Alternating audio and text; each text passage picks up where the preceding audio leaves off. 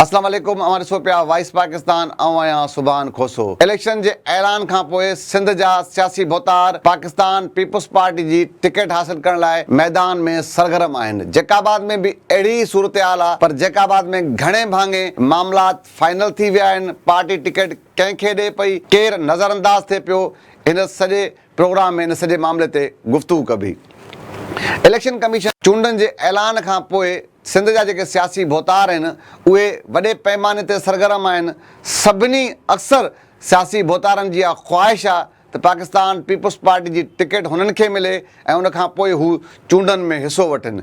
जैकाबाद में बि अहिड़ी सूरत हाल आहे। वॾे अरसे खां मुख़्तलिफ़ अफ़वाहूं गर्दिश कनि पियूं त केरु नज़रअंदाज थिए पियो, कंहिंखे टिकट मिले पई, कंहिंखे टिकट न पई मिले।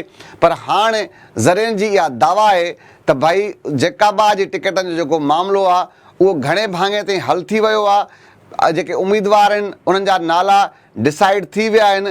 बाज़ाब्ता तौर ते रुॻो हाणे हिकिड़ो ऐलान थियणो आहे। उन ऐलान खां पोइ हीअ जेके उम्मीदवार आहिनि मां तव्हांखे ॿुधाईंदुसि, इहे माण्हू फाइनल थियल आहिनि। सिर्फ़ु हिकु बाज़ाब्ता रुॻो ऐलान जी ज़रूरत आहे। उहो जल्द उहो ऐलान बि थियण वारो आहे।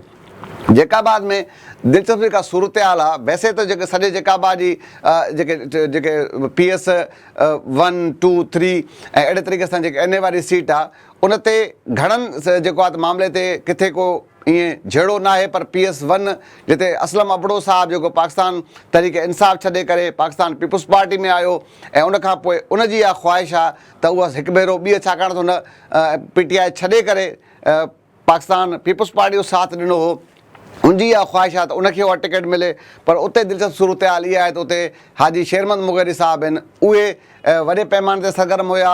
उन्हनि केतिरे अरसे खां जेको आहे त बाज़ाब्ता तौर ते सियासत में एंट्री ॾिनी, उते माण्हुनि जी ख़िदमत करण वारो जेको सिलसिलो उहो बि शुरू कयो। उन्हनि जी बि ख़्वाहिश आहे त उहा टिकट उन्हनि खे मिले। इन ते दिलचस्प सूरत हाल आहे। इहो तव्हांखे ॿुधायां थो त इहो फ़ैसिलो कंहिंजे हक़ में थियो आहे। शुरूआति कयूं था गढ़ी खैरो वारे जेको आहे त जेको तक आहे 2 गढ़ी खैरो, उते इहो फाइनल थी वियो आहे। ज़रिया ॿुधाइनि था त पाकिस्तान पीपुल्स पार्टी जो अॻूणो सूबाई वज़ीर मीर मुमताज़ ख़ान जखाणी साहब जो जेको नालो आहे उहो पार्टी फाइनल करे छॾियो आहे। उन लाइ ज़रिया इहो ॿुधाइनि था त मुमताज़ ख़ान जखाणी साहब जो नालो इन जे करे फाइनल कयो वियो आहे त 2018 जी इलेक्शन में अब्दुर्रज़ाक खोसो साहब खे उन्हनि वॾी जेको आहे त सख़्तु इलेक्शन हुई जंहिंमें उन्हनि खे शिकस्त ॾिनी। उनखां पोइ हू कामयाबु थिया। अहिड़े तरीक़े सां 13 में उन्हनि पंहिंजे चाचे मीर बाबुल ख़ान जखाणी साहब खे शिकस्त ॾिनी। वटि इहो फ़ैसिलो इन करे थियो त भाई हीअ मज़बूत उम्मीदवार आहे, तंहिंजे करे हीअ सीट के कंहिं बि क़िस्म जो लहर लोॾो न ईंदो। तंहिंजे करे मीर मुमताज़ ख़ान जखाणी साहब जो जेको नालो आहे उहो उनजे लाइ फाइनल थी वियो आहे।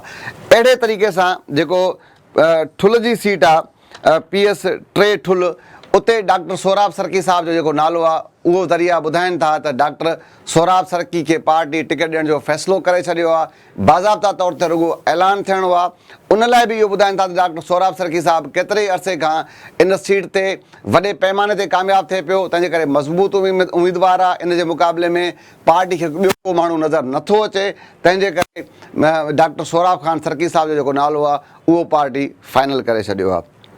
जी मां तव्हांखे चयो त हिकिड़ी जेका सीट आहे PS 1 जंहिं ते वॾे पैमाने ते जहिड़ो आहे, उनजे लाइ वॾी जेको आहे त ॻाल्हियूं हलनि पियूं त इहो असलम अबड़ो साहब जे हक़ में फ़ैसिलो थिए पियो या शेर मोहम्मद मुगरी साहब जे हक़ में फ़ैसिलो थिए पियो।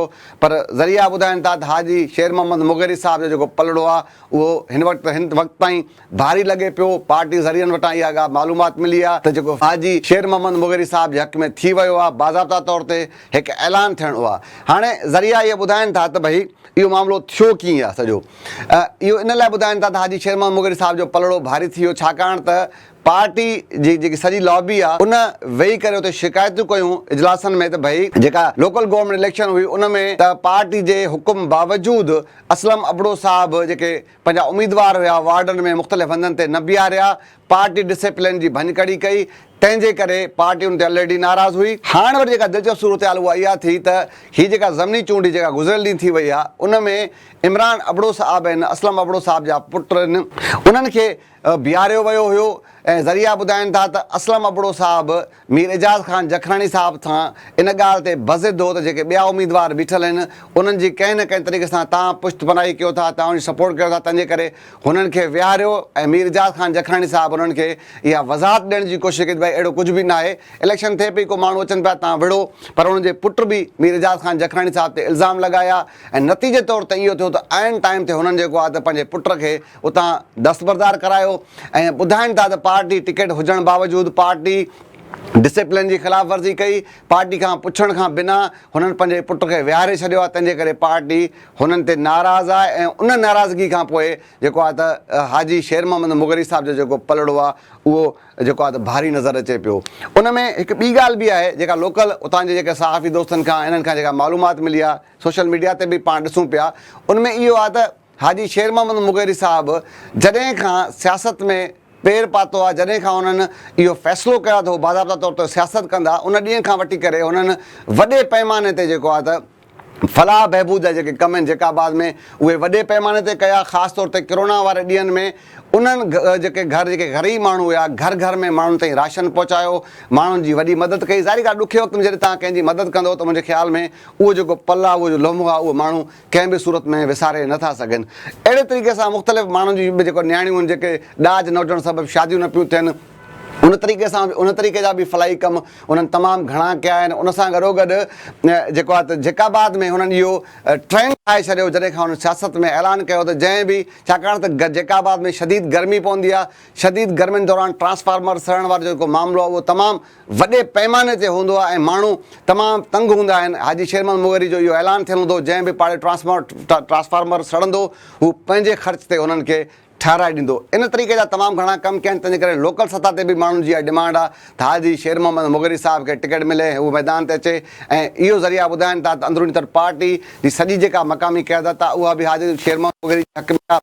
ख़ासि तौर ते एजाज़ जखरानी साहब बि इहो चाहे पियो त हीअ जेका टिकट आहे उहा हाजी शेर मोहम्मद मुगरी खे मिले, पर ज़रिया इहो ॿुधाइनि था त हिन वक़्त ताईं हाजी शेर मोहम्मद मुगरी जो पलड़ो भारी आहे, सिर्फ़ु ऐलान थियणु बाक़ी आहे, बाक़ी फ़ैसिलो थी वियो आहे। उन सां गॾोगॾु जेका NA जी सीट आहे उन ते जेको आहे त मीर एजाज़ ख़ान जखरानी साहब जो नालो फाइनल थी वियो आहे। पार्टी तव्हां ॾिठो जेके गुज़िरियल इलेक्शन में भले एजाज़ जखरानी साहब हाराए विया, पर पार्टी में हुननि जेतिरी लेवल हुई त उन्हनि खे पार्टी वटि इहा राय क़ाइमु थियलु हुई त एजाज़ जखरानी साहब खे ज़बरदस्ती हारायो वियो आहे, ताक़त जे ज़ोर ते हारायो वियो आहे। करे एजाज़ जखरानी साहब खे उन्हनि जेको आहे त जेलनि जो जेको आहे त सलाहकार करे रखियो ऐं उन्हनि सम्झो त चई सघूं था पाण वज़ीर लॻा पिया हुया।